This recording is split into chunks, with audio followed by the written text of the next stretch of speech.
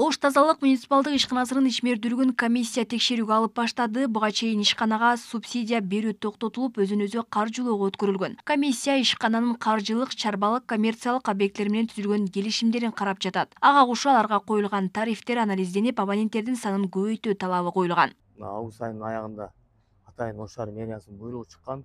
Учурда жумушчу топ иштеп атат.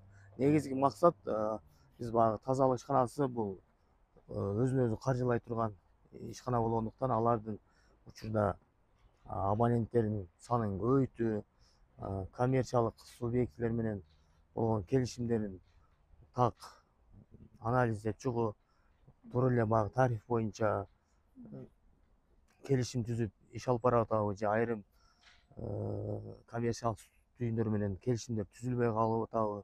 Ошолорун муниципалдык аймактык, айылдык аймактык башкармалыктар менен биргеликте комиссия иш алып барып атат. Учурда Ош тазалык ишканасына 329 миңден ашуун абонент катталган. Анын 3 миңден ашууну коммерциялык түйүндөр. Айрыкча кафе, ресторандар таштандыга болгон төлөмдү төлөөдө көйгөй жаратаарын белгилейт. Эми 17 адамдан турган комиссиялык топ мекемени 1 ай ичинде текшерип, жыйынтык чыгарышы керек. Баштуу адамдардын кафе, ресторандар бар. Ошолорда убагында силерге төлөйбү же баягы кичинекей комок иштеткен менен чоң ресторан ценасы бирдейби деген тарифте ошо текшерүү жүргүзүп атабыз.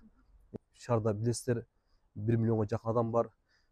Көбү баягы квартирага берип коюшат дагы.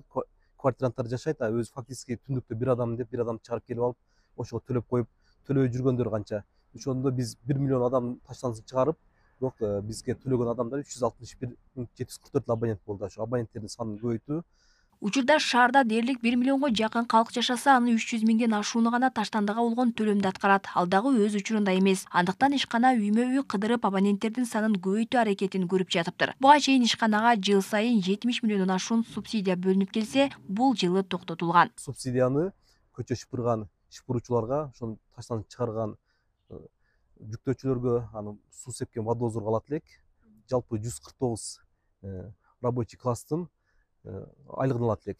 Коммерциялык түйүндөрдөн биз артка кеткен жокпуз. Былтыркы жылы 7 айда биз 146 миллион акча жыйнаган болсок, быйылкы жылы биз 190 миллионго жакын акча жыйнап койдук 7 айдын жыйынтыгы менен.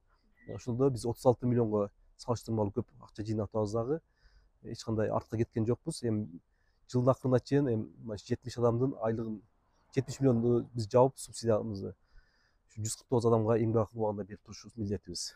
Ош шаарынын мэриясына караштуу 22 бюджеттик мекеме жана 8 чарбалык ишкана бар. Учурда комиссия Ош тазалык ишканасында гана текшерүү жүргүзүүдө. Бүгүнкү күндө Ош тазалык муниципалдык ишкананын дебютордук карызы 18 миллион 960 миң 689 сом. Анда шаардын тазалыгын камсыз кылган 400дөн ашуун кызматкер эмгектенет. Алмагүл Эркебай кызы, Маруф Шакиров, Ош